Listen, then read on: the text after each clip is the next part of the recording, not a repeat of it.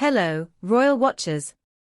Grab a warm cuppa, settle into your favorite armchair, and let Windsor Castle whisk you away for a few unforgettable minutes. Because on one crisp Wednesday morning, the ancient fortress offered Britain a scene worthy of a period drama. A cancer-stricken, yet indefatigable King Charles III handing out glittering honors while rumors of a clandestine family peace deal buzzed like bees behind the tapestries. The clash of public ritual and private turmoil has rarely looked so cinematic. So let's dive into every dazzling detail and lingering shadow. A royal morning at Windsor. The day broke clear and bright, the sort of golden summertime light that makes the round tower's flagstones shimmer. Carriages clattered through the Norman Gate, household cavalry troopers stood motionless, their cuirasses throwing back shards of sun. Inside St. George's Hall, footmen in tailcoats glided between carved pillars, quietly setting out velvet-lined medal trays, as the royal string quartet tuned up in an alcove. At precisely 11, the double doors swung wide and King Charles appeared, bent ever so slightly by months of treatment, yet emanating the steel of a sovereign who refuses to yield. His morning suit was immaculate, crisp lapels, mourning band still discreetly pinned in honor of the late Queen, shoes polished to the sort of mirror finish you could check a crown in. Courtiers exchanged relieved glances. The king looked determined, energized, almost buoyant. A whisper rippled through the guests, "He's in remarkable form today." Honors in the spotlight. It takes barely an hour for an investiture to rewrite the biographies of dozens of ordinary Britons.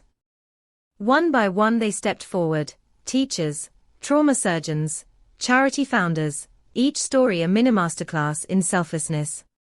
Charles called every name clearly, pinned each ribbon with gloved precision, and offered a word tailored to the recipient's life's work. Then came the crowd pleasers. Leona Lewis, the North London songstress who swapped Hackney musicals for global stardom, floated forward in peacock blue silk. Her OBE citation praised services to music and philanthropy, a polite understatement for someone whose high notes have raised millions for animal welfare and youth mentoring.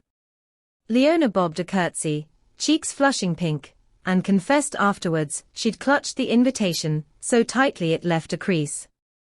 Moments later Mylene Klass took her place on the dais. Camera flashes popped, the hall's chandeliers twinkled in reply. At 47, Klass has charted a unique path, from child prodigy at the Royal Academy of Music to hearsay pop tornado, to classical pianist, broadcaster, and now formidable women's health campaigner. After suffering 4 miscarriages, she refused to let grief smother her voice, choosing instead to amplify it. Her MBE recognized tireless lobbying that forced Westminster to pledge sweeping reforms in miscarriage care. As Charles fixed the crimson ribbon to her lapel, she seemed to inhale the moment on behalf of every woman who had ever left a hospital ward empty-armed. When the king recognizes a cause, she told reporters later, governments listen. Change is coming. Whispers in the corridors. All very uplifting, yet every Windsor wall has ears, and Wednesday's marble corridors hummed with a parallel storyline. Court insiders swear that sometime this summer, palace aides have been sketching out what they coyly label an exploratory conversation between Charles and representatives of his Californian son. Not a full reconciliation summit, mind you, just a discreet cup of tea to thaw the frost. But the working plan, say sources, never included Prince William. The prince's conspicuous absence is fueling theories faster than tabloids can print them. Some courtiers insist William was quietly invited but declined, others mutter that he was never on the schedule, the distance between the brothers deemed too hazardous for premature contact. Whatever the truth, the optics are awkward. For months public opinion has divided into rival camps, Team Heir and Team Spare, each convinced the other should swallow pride first. Wednesday's investiture only sharpened the contrast, Charles clasping hands with national heroes while private stalemates festered offstage. Faces of change. Back in the spotlight, the king kept the tempo brisk.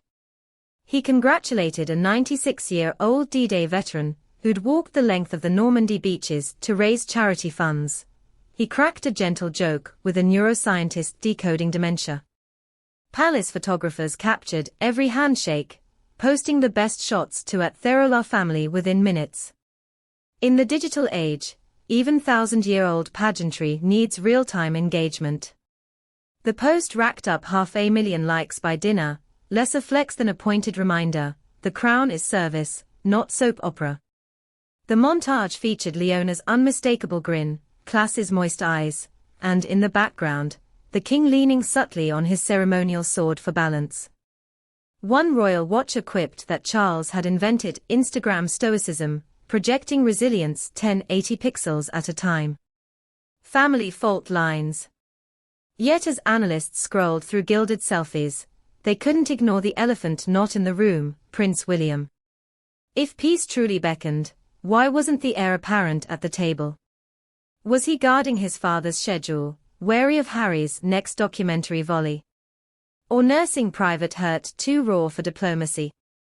Every angle is speculation, but experienced courtiers warn that a 3-day summit without William could fix little and fracture more. For Charles, the stakes are generational. Historians will judge him not only on environmental crusades and Commonwealth outreach, but on whether he hands a united monarchy to William. And William, in turn, must weigh duty against emotion, deciding if the win